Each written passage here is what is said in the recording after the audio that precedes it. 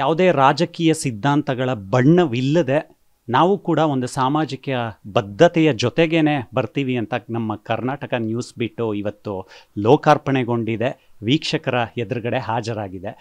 ಇವತ್ತು ಬಹಳ ವಿಶೇಷವಾದಂಥ ದಿನ, ಶುಭ ದಿನ. ಈ ಶುಭ ಗಳಿಗೆಯಲ್ಲೇ ವಿಜಯದಶಮಿ ದಿನ ಕರ್ತಿ ನೀವು ಶುರು ಮಾಡಿದ್ದೀರಾ.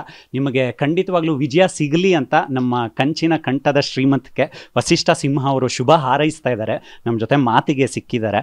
ವಸಿಷ್ಠ ಸರ್, ಯಾವಾಗ ಸಿಕ್ಕಿದ್ರೂ ಕೂಡ ಸಿನಿಮಾ ಪತ್ರಕರ್ತರ ಜೊತೆ ನಿಮ್ಮದೊಂದು ಅವಿನಾಭಾವ ಸಂಬಂಧ ಇದೆ. ಎಲ್ಲರೂ ಅಣ್ಣ ತಮ್ಮಂದ್ರ ಥರ ಮಾತಾಡಿಸ್ತೀರಾ, ಕಷ್ಟ ಸುಖಗಳನ್ನು ಕೇಳ್ತೀರಾ. ಇಷ್ಟು ವರ್ಷದ ಜರ್ನಿ, 15 ವರ್ಷ ಆಯಿತು ನೀವು ಚಿತ್ರರಂಗಕ್ಕೆ ಕಾಲಿಟ್ಟು. ನಿಮ್ಮ ಜೀವನದಲ್ಲಿ, ನಿಮ್ಮ ಕೆರಿಯರಲ್ಲಿ ಈ ಪತ್ರಿಕೋದ್ಯಮ, ಸಿನಿಮಾ ಪತ್ರಕರ್ತರ ಪಾತ್ರ ಏನು? ಸಿನಿಮಾ ಪತ್ರಿಕೋದ್ಯಮ ಎರಡು ಒಂಥರ, ಒಂದು ನಾಣ್ಯದ ಎರಡು ಮುಖಗಳ ಥರ, ಅಥವಾ ಒಂದು ದೇಹಕ್ಕೆ ಬೆನ್ನೆಲುಬು ಹೇಗೋ ಹಾಗೆ ಅಂತ ನಾನು ನಂಬ್ತೀನಿ. ಕಾರಣ, ನಾನು ಈ ಒಂದು ಉದ್ಯಮಕ್ಕೆ ಬಂದಾಗ, ಕಲಾವಿದನಾಗಿ ಎಂಟ್ರಿ ಕೊಟ್ಟಾಗ ನನಗೆ ಯಾವ ಆಗು ಹೋಗುಗಳು ಗೊತ್ತಿಲ್ಲ. ಸಿನಿಮಾದ್ದು ಯಾವುದೋ ಒಂದು ಸಣ್ಣ ಪಾತ್ರ ಸಿಕ್ತು, ಮಾಡಿದೆ, ಸಿನಿಮಾ ರಿಲೀಸ್ ಆಗಿಲ್ಲ, ಮತ್ತು ಇನ್ನೊಂದು ಆಯಿತು, ಮಾಡಿದೆ, ಅದೇನೋ ಆಯಿತು. ಆ ಥರ ಒಂದು ಸಿನಿಮಾ ಬಂತು, ಗೆಲ್ತು. ಹಿಂಗೆ ಹೋಗ್ಬೇಕಾದ್ರೆ ನಮ್ಮ ಆಯ್ಕೆಗಳೇನು, ನಾವು ಯಾವ ದಾರಿಲಿ ನಡಿಬೇಕು, ಯಾವ ನಿಟ್ಟಲ್ಲಿ ಕೆಲಸ ಮಾಡಬೇಕು, ಇದು ಏನೂ ಗೊತ್ತಿಲ್ಲದೆ ಇದ್ದಂಥ ದಿನಗಳಲ್ಲಿ ನಮಗೆ ಹೇಳ್ಕೊಡೋರು ಒಬ್ಬರು ಯಾರೂ ಇಲ್ಲದೆ ಇದ್ದಾಗ, ನಮ್ಮ ಹಿತೈಷಿಗಳಾಗಿ, ನಮ್ಮ ಮನೆಯವರಾಗಿ ಅಥವಾ ಅಣ್ತಮ್ಮದ್ರ ಥರ ನಿಂತು ಗೈಡ್ ಮಾಡಿದ್ದು ಮಾಧ್ಯಮದವರು. ಸೊ ಹಾಗಾಗಿ ನನಗೆ ನಿಮ್ಮನ್ನೆಲ್ಲ ನೋಡಿದಾಗ ಭಾಳ ಖುಷಿ ಆಗುತ್ತೆ. ಅಂದರೆ ಆ್ಯಸ್ ಅ ರೆಫರೆಂಡಮ್ ಮಾಧ್ಯಮದ ಕೆಲಸನೇ ತಿದ್ದೋದು ಸಮಾಜನ ಅಂತ ಆದಾಗ, ಇಲ್ಲಿ ಸಿನಿಮಾ ಅಂತ ಬಂದಾಗ ನಮ್ಮಂಥವ್ರನ್ನ, ಅಂದರೆ ಕಲಾವಿದರಾಗ್ಬೋದು, ಟೆಕ್ನಿಷಿಯನ್ಸ್ ಆಗ್ಬೋದು, ಒಂದಷ್ಟು ವರ್ಷಗಳ ಎಕ್ಸ್ಪೀರಿಯನ್ಸ್ ಇರ್ತಕ್ಕಂಥ ಉದ್ಯಮಿಗಳು ಬಂದು ಅವ್ರಿಗಿರೋ ಜ್ಞಾನದಲ್ಲಿ ಅವರ ಒಡನಾಟ, ಸೀನಿಯರ್ಸ್ ಜೊತೆ ಏನು ಮಾಡಿರ್ತಾರಲ್ಲ, ಆ ಒಡನಾಟದ ಮೇರೆಗೆ ನಮಗೊಂದಷ್ಟು ಟಿಪ್ಸ್ ಕೊಡ್ತಾರಲ್ಲ, ಆ ಕಾಲಘಟ್ಟದಲ್ಲಿ ಅದು ತುಂಬಾ ದೊಡ್ಡದು. ಅದರಿಂದ ಎಷ್ಟೋ ಕಲ್ತಿರ್ತೀವಿ, ಅದ್ರ ಬೇಸ್ ಮಾಡಿ ನಾವು ತುಂಬ ಹೆಜ್ಜೆಗಳನ್ನ ಇಟ್ಟಿರ್ತೀವಿ. ಅದು ನಮ್ಮ ಕರಿಯರ್ಗೆ ಒಂದು ರೂಪುರೇಷೆ ಕಟ್ಕೊಟ್ಟಿರುತ್ತೆ. ಸೊ ಹಾಗಾಗಿ ಆ ಒಂದು ಗೌರವ. ಆ್ಯಂಡ್ ಒಂದಷ್ಟು ಜನ ನನ್ನ ಜೊತೆ ಬಂದವರು, ಅಂದರೆ ನಾನು ಸಿನಿಮಾಗೆ ಬಂದಾಗ ಒಂದಷ್ಟು ಜನ ಪತ್ರಿಕೋದ್ಯಮಕ್ಕೆ ಬಂದವರು, ಒಂದಷ್ಟು ಜನ ನಾನು ಬಂದ ಮೇಲೆ ಅಥವಾ ನಂಗೆ ಗೊತ್ತಿರೋರು, ಮುಂಚೆನೇ ಪತ್ರಿಕೋದ್ಯಮಕ್ಕೆ ಬರೋಕ್ಕೆ ಮುಂಚೆ ಗೊತ್ತಿದ್ದವರು, ತದನಂತರ ಮಾಧ್ಯಮದಲ್ಲಿ ಕಂಡಾಗ ನೀನಲ್ವಾ ಮಗ ಅನ್ನೋ ರೀತಿ ಅಷ್ಟು ಆತ್ಮೀಯತೆಯಿಂದ ಇರೋರು ತುಂಬ ಜನ ಮಾಧ್ಯಮದಲ್ಲಿ ನನಗಿದ್ದಾರೆ. ಆ್ಯಂಡ್ ಇಲ್ಲಿ ತನಕ ನಾನು ಬಂದಾಗ ಯಾರೂ ಅಲ್ಲ, ಈಗೇನೋ ಒಂದು ಸಣ್ಣ ಪುಟ್ಟ ಒಂದಷ್ಟು ಗುರುತು ಅಂತ ಮಾಡ್ಕೊಂಡಿರುವಾಗ ನಾನು ಯಾವತ್ತಿಗೂ ಅಷ್ಟೇ ಪ್ರೀತಿಯಿಂದ, ಅಷ್ಟೇ ಗೌರವದಿಂದ ನಡೆಸ್ಕೊಂಡಿದ್ದೀರಿ ನೀವು. ನಿಮಗೆ ಅದು ಯಾಕಂದ್ರೆ ಗಿವ್ ಆ್ಯಂಡ್ ಟೇಕ್ ಅಲ್ಲ, ಅದನ್ನ ತಿರುಗಿಸ್ಕೊಡೋ ಜವಾಬ್ದಾರಿ ನಮ್ಮದು. ಹಾಗಾಗಿ ಒಂದು ಕಾಲ ಇತ್ತು, ಒಂದು ಸೆಲ್ಯುಲಾಯ್ಡ್ ಮ್ಯಾಗ್ಝಿನ್ ಕಾಲ. ಒಂದು ಚಿಕ್ಕದಾಗಿ ಫೋಟೋ ಹಾಕಿ ಅದರಲ್ಲೊಂದು ಆರ್ಟಿಕಲ್ ಬಂದುಬಿಟ್ರೆ ಸಾಕಪ್ಪ ಅನ್ನೋ ಅಂಥ ಸ್ಥಿತಿಯಲ್ಲಿ ಕಲಾವಿದರು ಇದ್ದರು. ಇವತ್ತು ಬೇರೆ ಬೇರೆ ಮಾಧ್ಯಮಗಳಲ್ಲಿ ಇಂಟರ್ವ್ಯೂಸು ಆಗುತ್ತೆ. ತುಂಬ ಜನಕ್ಕೆ ನೀವು ಸಿನಿಮಾ ರಿಲೀಸ್ ಟೈಮಲ್ಲೂ ಇಂಟರ್ವ್ಯೂಸ್ ಕೊಡಬೇಕಾಗತ್ತೆ. ನೀವು ಒಂದು ಸಲ ಸುಮ್ಮನೆ ಕೂತಾಗ ನಾನು ಏನೇನು ಮಾತಾಡಿದ್ದೀನಿ ಮಾಧ್ಯಮಗಳಿಗೆ ಅಂತ ಅವಲೋಕಿಸ್ಕೊಳ್ತೀರಾ ನೀವು? ನನ್ನ ಬಹುತೇಕ ಏನಂದರೆ ಮಾತಾಡಿದ್ದು ತುಂಬ ಸೆಲ್ಫ್ ಇಂಟ್ರೋಸ್ಪೆಕ್ಷನ್ ಜೊತೆಗೆ ಮಾತಾಡಿರ್ತೀನಿ. ಅರಿವಿಲ್ಲದೆ ಏನೋ ವೇಗಾಗಿ ಮಾತಾಡಿ ಸುಮ್ಮನೆ ಕೇವಲವಾಗಿ ಒಂದು ಅಸಡ್ಡೆ ಮಾತು ಅಂತ ನಾನು ಆಡಲ್ಲ. ಕಾರಣ, ಏನು ಮಾಡ್ತೀನಿ, ಏನು ಮಾಡಬೇಕು ಅನ್ನೋದು ಮುಂಚೆನೇ ಒಂದಷ್ಟು ತಲೆಯಲ್ಲಿರುತ್ತೆ. ಅಥವಾ ಮಾಡಿ ಇಂಟರ್ವ್ಯೂ ಅಥವಾ ಇನ್ನೊಂದು ಮಾತುಕತೆ ಆದ ನಂತರ ಕೂಡ ಅದನ್ನ ಮೆಲ್ಕು ಹಾಕ್ತೀನಿ. ಆ್ಯಂಡ್ ಖಂಡಿತವಾಗ್ಲೂ ಅಲ್ಲಿ ನನ್ನ ತಿಳಿದವರಿದ್ದಾಗ, ನನ್ನ ಬಲ್ಲವರಿದ್ದಾಗ ಅವ್ರನ್ನೇ ಕೇಳ್ತೀನಿ, ಓಕೆನಾ, ಸರಿ ತಾ ಮಾತಾಡಿದ್ದು. ಯಾಕಂದರೆ ನಮ್ಮ ಪ್ರತಿಯೊಬ್ಬರಿಗೂ ಒಪಿನಿಯನ್ ಇರುತ್ತೆ, ಅನಿಸಿಕೆಗಳಿರುತ್ತೆ, ಅಭಿಪ್ರಾಯಗಳಿರುತ್ತೆ. ಸುಮ್ಮನೆ ಹಂಗೆ ಹೇಳ್ಬಿಡೋದು ಈಗ ಸೋಷಿಯಲ್ ಮೀಡಿಯಾದಲ್ಲಿ ಕಮೆಂಟ್ ಮಾಡಿದಷ್ಟು ಸುಲಭ ಅಲ್ಲ. ಅದು ನಮಗೊಂದು ಜವಾಬ್ದಾರಿ ಇರಬೇಕು, ನಮಗೊಂದು ನೈತಿಕತೆ ಇರಬೇಕು. ನಾವೊಂದು ಮಾತು ಹೇಳ್ತೀವಿ ಅಂದರೆ ಅದರಲ್ಲೊಂದು ತೂಕ ಇರಬೇಕು, ಅದರ ಹಿಂದೆ ಒಂದಷ್ಟು ಜ್ಞಾನ ಇರಬೇಕು, ಅಧ್ಯಯನ ಇರಬೇಕು. So easy to share an opinion ಅಂತ ಮಾಡಬಾರ್ದು ಅನ್ನೋ ಜವಾಬ್ದಾರಿ ನಮ್ಮೆಲ್ರಿಗೂ ಇರಬೇಕು. ಹಾಗಾಗಿ ಆ ಇಂಟ್ರೋಸ್ಪೆಕ್ಷನ್ ಮಾಡ್ಕೋತೀನಿ, ಗೊತ್ತಿಲ್ಲದೆ ಕೇಳ್ತೀನಿ ಕೂಡ.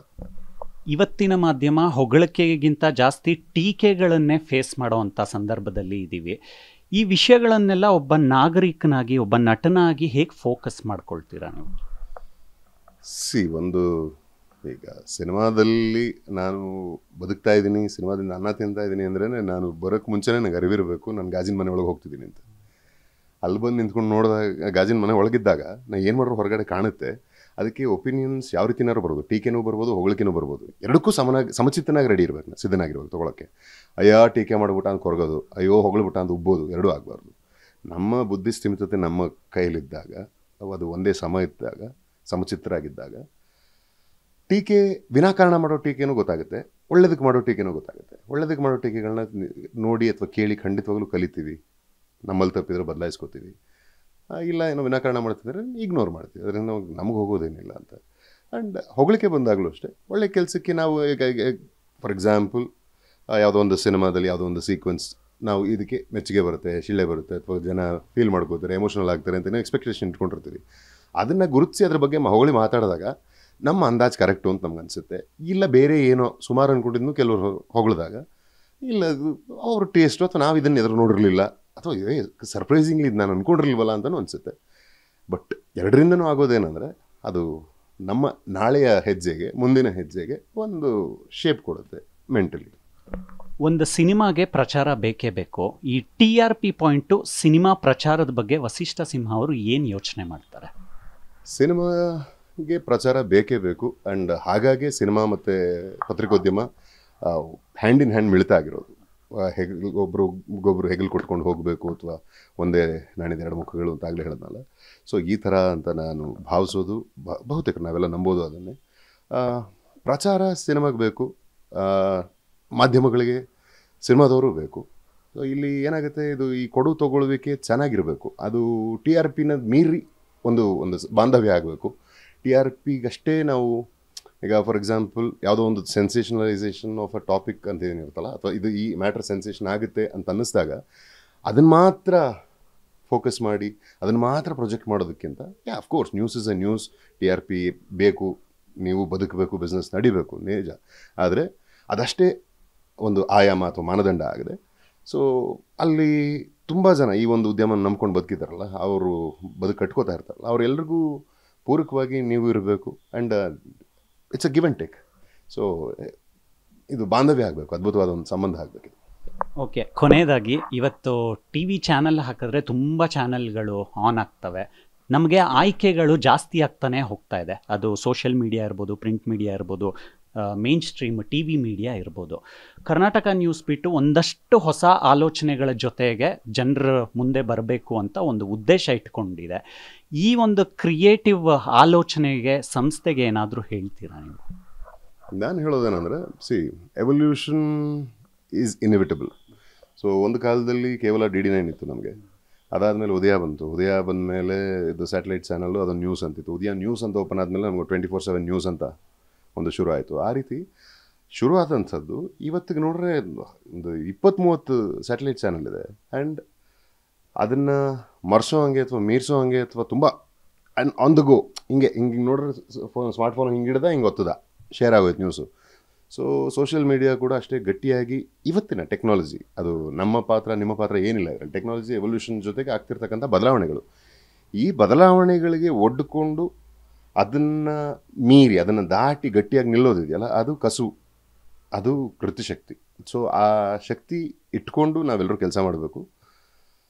ಯಾವಾಗ when somebody is able to reach so instantly, ಅಂದರೆ ಸೋಷಿಯಲ್ ಮೀಡಿಯಾದಲ್ಲಿ ಅಷ್ಟು ಇನ್ಸ್ಟೆಂಟಾಗಿ ಅವ್ನು ಕವರ್ ಮಾಡೋಕ್ಕೆ, ಅವನು ಅಪ್ಡೇಟ್ ಮಾಡೋಕ್ಕೆ ಸಾಧ್ಯ ಆಗ್ತಿದೆ ಅಂದರೆ ನಾವುಗಳು, ಅಂದರೆ ಲೆಗ್ಯಾಸಿ ಮೀಡಿಯಾ ಏನಿದೆ, ಸೊ ಇದನ್ನು ನಾವು ಯಾವ ರೀತಿ ಇನ್ನೆಷ್ಟು ಸ್ವಿಫ್ಟಾಗಿ ನಾವು, ಅಫ್ಕೋರ್ಸ್ ಆಗಿದೆ, ನಿಮ್ಮಲ್ಲೂ ಮುಂಚೆ ಎಲ್ಲ ಲೈವ್ ಬರಬೇಕು ಅಂದರೆ ತುಂಬಾ ಒಂದಷ್ಟು ಪ್ರಾಸೆಸ್ ಇತ್ತು. ಈಗ ಒಂದು ಕಿಟ್ ಒಂದು ಬ್ಯಾಗಲ್ಲಿ ಆಗೋಗ್ತಾ ಇದೆ. ಸೊ ಅದೇ ರೀತಿ ಅಪ್ಡೇಷನ್ನು, ಅದೇ ರೀತಿ ವಿಷಯಗಳು, ಆ್ಯಂಡ್ ಜೊತೆಗೆ ಒಂದು ಗ್ರಹಿಕೆ. ನಾವೆಲ್ಲರೂ ಕೆಲಸ ಮಾಡಬೇಕಾದ್ರೆ, ಈಗ ನಾನು ಒಬ್ಬ ಮಾಧ್ಯಮದವನಾಗಿದ್ದರೆ ನನಗೆ ಇವತ್ತು ಕಾಂಟೆಂಪ್ರರಿ ವಿಷಯಗಳ ಗ್ರಹಿಕೆ ತುಂಬ ಇರಬೇಕು. ಆ್ಯಂಡ್ ಇವತ್ತಿನ ಟ್ರೆಂಡ್ ಗೊತ್ತಿರಬೇಕು. ಆ್ಯಂಡ್ ಇವಾಗ ಸಣ್ಣ ಉದಾಹರಣೆಗೆ ಇವತ್ತಿಗೆ ಸ್ಟೇಲ್ ಆಗೋಗಿದೆ, ತುಂಬ ಅದೊಂಥರ ಹೀನಾಯ ಅನಿಸುತ್ತೆ. ಯಾವಾಗ ಈ ಯೂಟ್ಯೂಬ್ ಎಲ್ಲ ಪಾಪ್ಯುಲರ್ ಆಗೋಕ್ಕೆ ಶುರು ಆಯಿತು, ಇದು ಏನಾಯಿತು ಗೊತ್ತಾ, ನೋಡಿ ನೀವು ಶಾಕ್ ಆಗ್ತೀರಾ ಅಂತ ಸುಮ್ಮನೆ ಒಂದು ರ್ಯಾಂಡಮ್ ಥಂಬ್ನೇಲ್ ಹಾಕೋರು. ಏನಕ್ಕೆ ಅಂದರೆ ಹಂಗಿದ್ರೆ ನೋಡ್ತಾರೆ ಅಂತ. ಈಗ ಜನಕ್ಕೆ ಗೊತ್ತಾಗಿದೆ ಇಟ್ಸ್ ನಾಟ್ ವರ್ಕಿಂಗ್.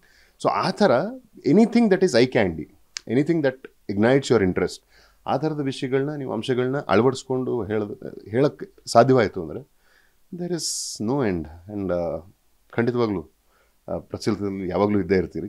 ಆ್ಯಂಡ್ ಒಂದು ನಾನು ಆಗಲೇ ಬೈಟ್ ಕೊಡ್ತಾನೂ ಹೇಳಿದ್ದೆ ಅಷ್ಟೇ, ಒಪಿನಿಯನೇಟೆಡ್ ವಿಷಯಗಳು ತುಂಬ ನಡೀತಾ ಇದೆ ಸೋಷಿಯಲ್ ಮೀಡಿಯಾದಲ್ಲಿ. ಆ್ಯಂಡ್ ಎಲ್ಲೋ ಒಂದು ಕಡೆ sensationalisation of anything or blowing things out of proportion ಮಾಡ್ಕೊಂಡು ಒಂದಷ್ಟು ಸುದ್ದಿಗಳು ಮಾತ್ರ ಬಿತ್ತರಿಸೋದಿಲ್ಲ. ಇದನ್ನು ದಾಟಿ ನೈಜವಾದ ವಿಷಯಗಳನ್ನ ಅಷ್ಟೇ ನೈಜವಾಗಿ ಹೇಳ್ತಾ ಹೋದರೆ ಜನಕ್ಕೆ ತಲುಪೋ ಸಾಧ್ಯತೆ ಜಾಸ್ತಿ. ಯಾಕಂದರೆ ನನ್ನಂಥ ಪ್ರೇಕ್ಷಕರಿಗೆ ಅದೇ ಇಷ್ಟ. ಸೊ ನನಗೇನಕ್ಕಿಂತ ನಂತರ ತುಂಬ ಜನ ಇದ್ದಾರೆ, ಅವರಿಗೆಲ್ಲ ಅದಿಷ್ಟ. ಅವ್ರನ್ನೂ ಒಂದು ಸ್ವಲ್ಪ ಪರಿಗಣಿಸಿ ನೀವು ತುಂಬ ಸರಳವಾಗಿ ಒಳ್ಳೆ ಸುದ್ದಿ ಕೊಡೋಕ್ಕಾಯಿತು ಅಂದರೆ ನಿಮ್ಮನ್ನು ನೋಡಿ ನಾವು ಕಲಿತೀವಿ. ನಮಗೆ ಒಂದು source of knowledge media. So hoping for that ನಿಮ್ಮ ಕಡೆಯಿಂದ. I wish you all the very best. ನಿಮ್ಮ ಈ ವಿಚಾರಧಾರೆಗಳೇನಿದೆ ಪತ್ರಿಕೋದ್ಯಮದ ಬಗ್ಗೆ ಅದನ್ನು ಆದಷ್ಟು ಗ್ರಹಿಸ್ಕೊಳ್ಳೋದಕ್ಕೆ ನಾವು ಕೂಡ ಪ್ರಯತ್ನ ಮಾಡ್ತೀವಿ. Thank you so much for your time. Thank you.